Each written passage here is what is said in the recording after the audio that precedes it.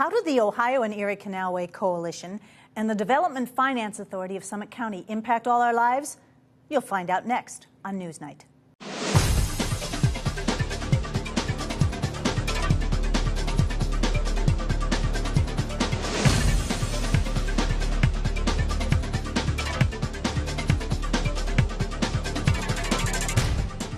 Good evening. Welcome to NewsNite. I'm Jody Miller. On this week's program, we welcome two key individuals whose work and whose organizations have been extraordinarily instrumental in helping us to have a better place in Northeast Ohio to live, work, and play. I'm talking about Dan Rice, who is in fact the President and Chief Executive Officer of the Ohio and Erie Canalway Coalition, and Chris Burnham, the President of the Development Finance Authority of Summit County, formerly known as the Summit County Port Authority. Gentlemen, it's a pleasure. Thank you. Thank you. I want our viewers to know a little bit more about each of you. So let's start with, Dan, you start, if you don't mind, with telling us a little bit about your background and what you do at the Ohio and Erie Canalway Coalition. Sure. Well, thank you very much for this opportunity to sit here and have a conversation with you and Chris. That's a real honor and pleasure. I originally came here to Summit County, and I actually went to the University of Akron and got my master's degree in history, and then went to work for the Summit County Historical Society. And then while I was there at the Summit County Historical Society, I was also a volunteer for this organization, the Ohio and Erie Canalway Coalition. And that's how I got introduced to this project and this organization. And then they reached the point where they needed to have a staff person to work on this project full time, and that was in 1994. So this will be my 20th year working on the project, and it's just really been a truly honor and pleasure to be able to work on a type of legacy project like this. And we as a nonprofit organization, we have the honor and privilege to work with over 150 different public-private partners, helping them build the towpath trail, develop connector trails. We provide a whole range of technical assistance services. We help partners with organizational development, strategic planning, fundraising, government relations, public relations. And in some cases, like right now, in Summit County, we're actually helping a lot of our community partners in Summit County develop connector trails that connect to the towpath trail. And then in Tuscaloosa County, we're actually building the towpath trail. So really a wide range of activities, and it's just a tremendous opportunity. And it's been going on for 20 years. Yes, ma'am. Wow. Yes, ma'am. Chris, how about you? Tell us a little bit about your background and the Development Finance Authority of Summit County. Well, I originally started out as a teacher, taught junior high school, social studies, liked history. I got a master's degree, though, in urban studies from Akron, and spent some time at the old Akron Regional Development Board. Sure. Worked for the county. Went to the private sector, worked for a private developer, a gentleman named Phil Maynard, who's pretty well known around town. And then the opportunity came up the county was going to set up a port authority. They were looking for someone to run it, and I thought it kind of suited my expertise. And the primary reason for that is the port statute in the Ohio law doesn't have anything that describes a development authority. All the powers accrue to port authorities. And the port authority, the way it's set up, it has all the powers of a municipal corporation. It's like a city, but it's not encumbered with all the things that come with managing a city. I don't have to worry about plowing streets and safety forces, things like that. My board's purpose is only to find a way to enhance the economic development of the community. The powers of the port are like a municipal corporation, but it runs like a business. Okay. So, having the private sector development experience and the public background, I think it was a good fit. That was in 2000. Okay. I have to ask about the name change. Summit County Port Authority. And we have no port. Actually, one of the key turning basins was next door to the Civic Theater. Okay. And I actually got a little tired of people asking me, is the port on the canal? Right. And it just didn't describe what we do. I mean, we have financed $750 million worth of projects since 2000. And we manage the industrial park at Akron Canton Airport for the airport. The Bridgestone parking deck, the Goodyear parking deck, those are ours. The ABIA building we financed, manage. It just seemed like we should have a name that was more descriptive. So it's the Development Finance Authority of Summit County. Dan, I want to come back to you. Tell us, if you would, what is the mission of the Ohio and Erie Canalway Coalition? Sure. Quite frankly, it's quite simple: to preserve, interpret, and develop the natural, historical, and recreational resources along the Ohio and Erie Canal. We're not necessarily limited by the counties that we work in, because obviously the Ohio and Erie Canal started up in Cleveland, the northern terminus. The southern terminus is down in Portsmouth on the Ohio River. But in essence, we're a regional nonprofit organization promoting resource conservation to achieve two ends: one, to stimulate community and economic development, and to improve the quality of life of the region. And that's really where there's a great linkage with Chris's work and passion and accomplishments here in Summit County, because we're all about community and economic development. And we talked about this a lot, about how that's what the Ohio and Erie Canal was originally built for. Before the canal was built, you couldn't get goods into Ohio. By the time they went up and down the Appalachian Mountains, if you ordered fine china, it was fine powder because it was all crushed.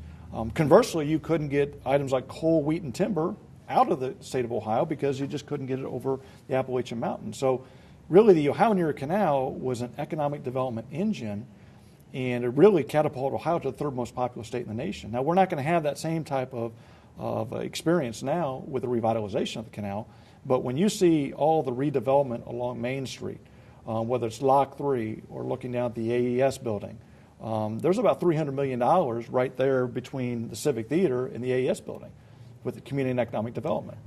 And so that's where it's a perfect marriage with what the great work that Chris is doing, because it's all about quality of life and keeping those companies here in Summit County and keeping our young people here. Yeah, if you looked at his supporters, the organization's supporters, I guess I forgot to silence my phone, I'm sorry. That's okay. But if you look at the supporters for the Canalway Coalition, there's a lot of major corporate support. Right. Lockheed, for instance, stands out. Goodyear. Right. First Merit. PNC in the past. They see value in it. They invest in it because they invest in his organization. Prior to the inception of the towpath, Summit County never had a trail and greenway plan. Right. Now we do. Right. And you see more companies having wellness programs. In the spring, all you got to do is go out and you see people downtown walking along. So it's it's an impetus to enhance the community on a lot of levels. Well, but it helps you do your job, does it not, Chris? Because explain a little bit more to our viewers what the DFA does. Well, I think the benefit's kind of ancillary. We attract capital, okay? We attract investment capital. And we are sometimes posed with projects that have a challenge, whether it's something like Goodyear or Bridgestone, or sometimes really small projects that happen that people don't know about. We try to attract capital to make a project happen so that jobs are retained or created. Those people, want to stay here because of the quality of life. The towpath's connected to that. But something like Bridgestone, really specifically, they were really clear with the city. There are certain things about this neighborhood that have to be cleaned up for our decision to be made. Okay. Not just financing the project, but a $100 million decision hinged on the city's ability to clean up some of the neighborhood and to provide some linkages to the towpath. And there is a plan that has been presented by the city of Metro Parks called the Headwaters of the Tuscarawas River, which rise just over the hill from where Bridgestone's new technical center is. Sure. And, if that all comes to fruition, they'll walk out the front door and They could conceivably be in southern Summit County in a half hour on a bike or something, or up to the valley. So and the thing that's really interesting is that no longer are companies just looking for good schools, good sewer rates, good water rates, and good safety. It's now green infrastructure. You know, where can my employees go when their families go and recreate in a healthy environment? Where do they, on their lunch hours, can they go out and walk and exercise? Because it leads to the bottom line. Healthier employees, exactly. Health and wellness, healthier employees, lower healthcare costs, more productive employees. Yeah. And to me, that's where is the connection between what the work that we do. It complements each other. Yeah. The other thing that's kind of interesting, and maybe it's a different show subject for you, but Goodyear and Bridgestone, Babcock and Wilcox is another one that comes to mind. You know, they're major companies with thousands of people working for them. A lot of them are baby boomers. And they all express some concerns about the exit of that knowledgeable workforce and what is replacing them. And Bridgestone in particular worked with the Board of Regents, I know, to have a program together so that there would be research engineers and things like that that could feed in as people start to retire. But, you know, another part of keeping that next generation or attracting them has to do with, you know, what's the community got to offer that people might find interesting. And I think, you know, the park system and the connectivity of the towpath and stuff to us is a big part of that. Right.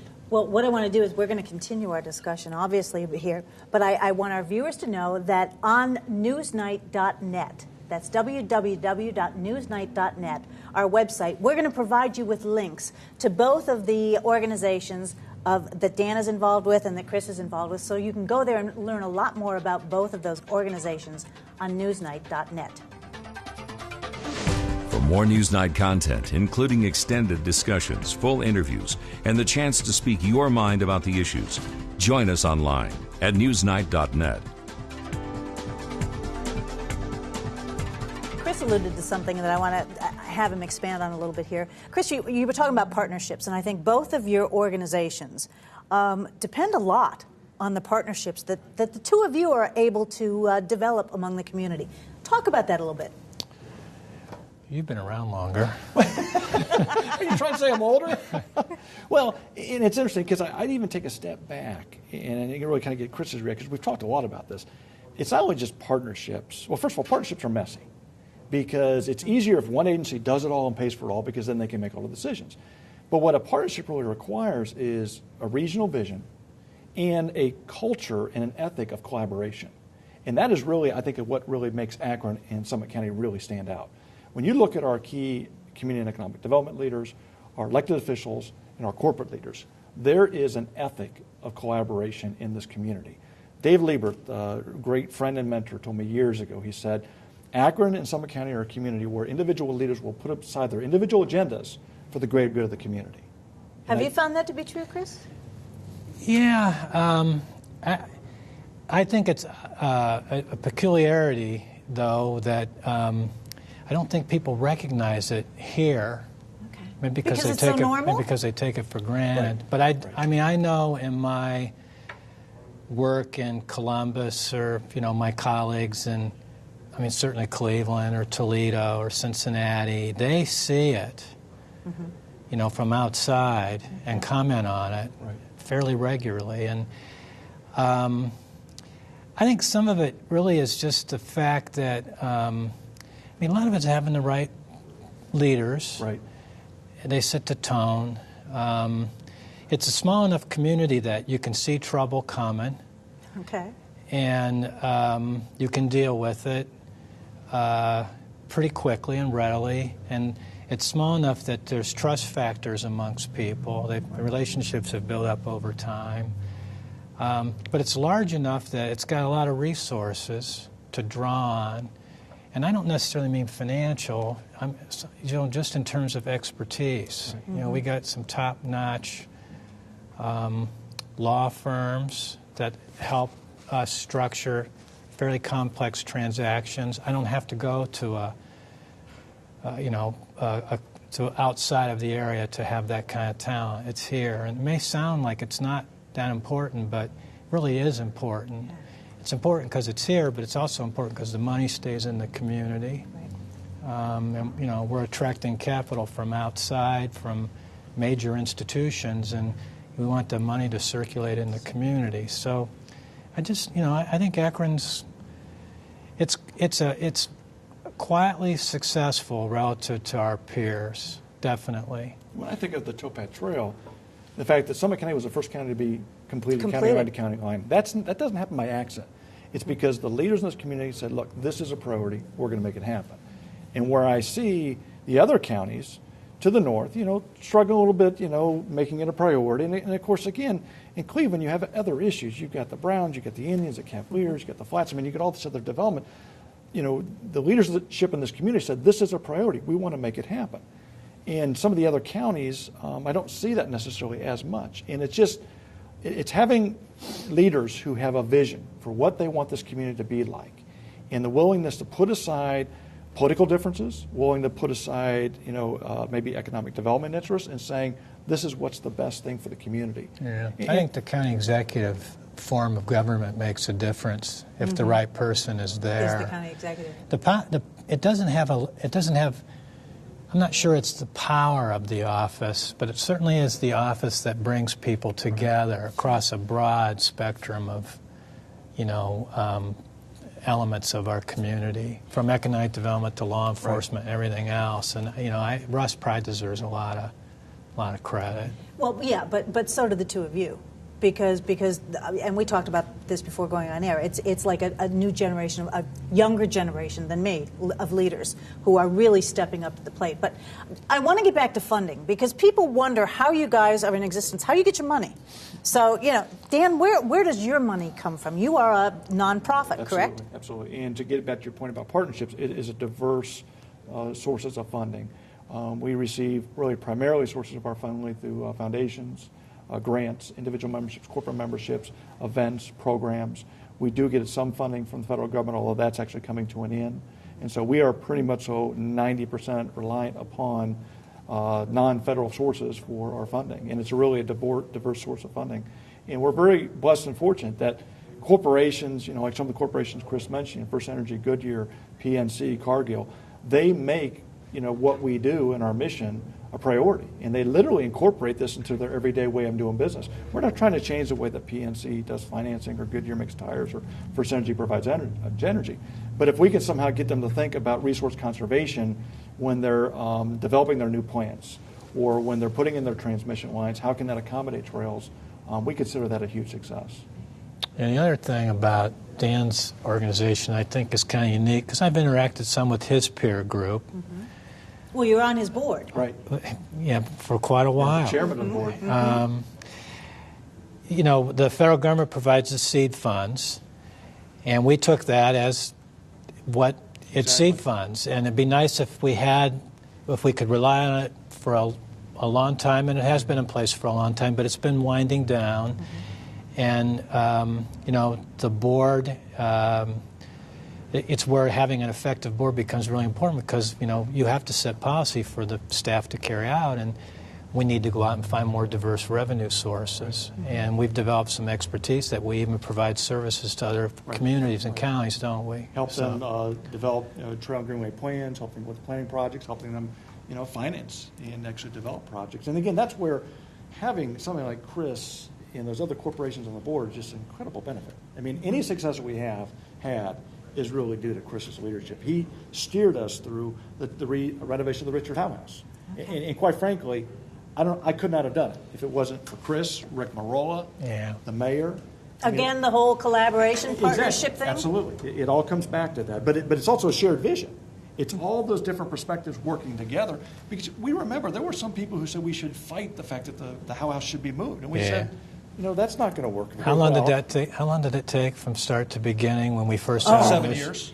I was going to say, when I told him I was committed to getting it done, I figured it was going to be a couple of years, but 7 years later. But no, it was so fun to be part of that. Exactly. And to see it now, it's the perfect place for it. It's fabulous. And to me, that gets back to the vision. Mayor Pasquale, he picked out the site. Yeah. And he stuck with us on that. And to me, that is what is really unique about this community. When you have leaders like that who can have that vision in commitment and trust. Because he could have just knocked it down. Exactly. It was derelict. Oh, it was a in mess. the way of Exactly. the apartment complex. That the university was putting up. Right. So, Chris, where does DFA get their funding? well, we are self-supporting. We generate fees from closing a transaction. Okay.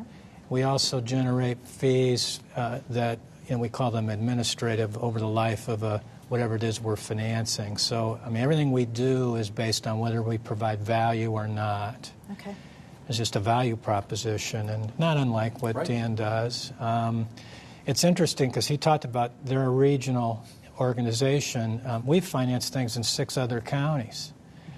So, since our inception in 2000, as we have developed expertise and more resources, we do have things other counties don't have.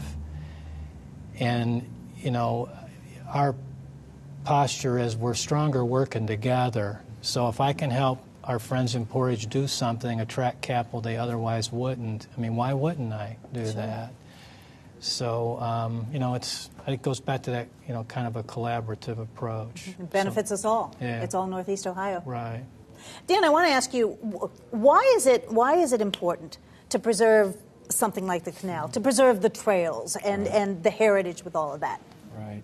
Well, whenever I see families out there, or whenever our family out there, Chris's family's out there, we're right by Children's Hospital, and there's a lot of Amish folks that come to the hospital, and inevitably they're out there using the trail.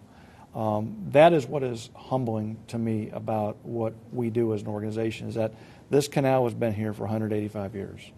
If we do it right, and I believe we are, it'll be here for another 185 years. And to see the economic development activity, to see the companies that are staying here in Northeast Ohio, who are using our materials to help lure younger employees to stay here in Northeast Ohio, that's very humbling. And I just feel very honored and blessed to be able to work on that type of a project. To see leaders like Russ Pry, who's leading the Summit County Trail plan into the next generation. So now that we have the spine of the trail network, now we're working on the connector trails. Every community wants to be connected Exactly. to it. It's really ironic. The state was selling off the canal lands. Yes. And I'm not, over the course of decades, and now you have private entities like Bridgestone and PPG that can't wait to get the towpath across their property when the state was, the irony of that. And obviously the state stopped doing that and realizes they have a valuable asset. Well, we're coming out of, hopefully, a pretty tough economic time. So I want to ask each of you, what do you see as projects maybe that you had to put on the back burner in the last couple of years because the times were tough, and what are you going to go ahead with? Chris? I can't say that I have anything on the back burner. We have accessed something new called New Market Tax Credits. Okay. And they just were extended as part of the fiscal cliff bill, believe it or not, something almost everyone could agree on. They provide a source of capital for projects that are in fairly distressed communities. We've actually closed our first 2 transactions. One was in Kent and one was in Lorain. And we've applied for more of this. It's called an allocation. It's pretty arcane, but it is really a powerful way to attract private capital. And I'm very hopeful that you'll see a couple projects in Akron get new market tax credits this year. Good. So, Dan, how about you? Well, really similar to what Chris's response, I don't know if there's anything that's been actually on the back burner. We're now moving into the next phase, and that's what's really exciting is that, particularly like I said here in Summit County, now that the spine is completed, now we're working on the connections, and we're really starting to build some momentum for the completion of the trail in Cleveland, in Stark County, and down in Tuscarawas County. I was just down there earlier this morning, and what's really humbling, again, is to see these communities, like Chris was saying, own this project. They want to see this project completed by 2020. And with their continued passion and commitment and support, we're going to be able to get there. So we're just going to keep plugging away at that and develop this regional trail and greenway network. Okay, question for both of you about the other. Chris, What is the best thing about Dan? What are some of Dan's strengths? Well, you know, obviously Dan's pretty passionate about what he does. You know, he's tenacious in a very nice way. Oh. You know, you can't. It's hard to say no to Dan. Thank you know, God. and obviously, I mean, to stick with something like the Howe House, or to stick with the project itself from the, you know, almost from its inception, and bring it this far. I mean, you got to be tenacious, right? You got to believe in what you're doing. So, you know, Dan's a good leader. There's a lot of good, quiet leaders in our town. I think he's indicative of that. Tables turned. Dan, Absolutely. what are Chris's strengths, and what are the best things about him? A lot of the comments, very kind comments and generous, that's probably certainly not deserving of them, but one of the really jumps out at me is Chris is incredibly passionate.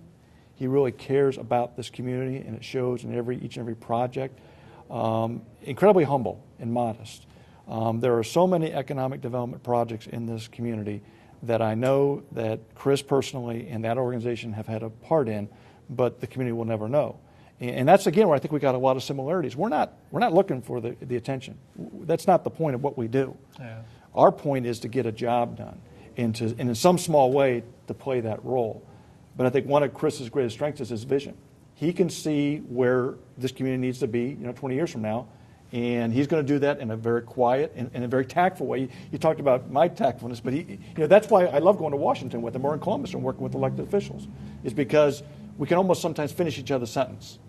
And we socialize together. We both have young daughters, and I'm just honored to be able to be in this community and work with somebody like Chris, because whether it's Chris or George Sarkis or Kevin Thompson or Tim Fitzwater, I mean, these are legends who really have made this community what it is today. Well, I want to thank both of you for being with us on NewsNite, because in my estimation, the two of you have definitely made this community what it is today, and we're all the better because of it. So, Dan, Chris, thank you so much for being with us, and best of luck to you in the new year. Thank you. Well, thank you Thank you very much. And thank you for being with us on NewsNite. Good night.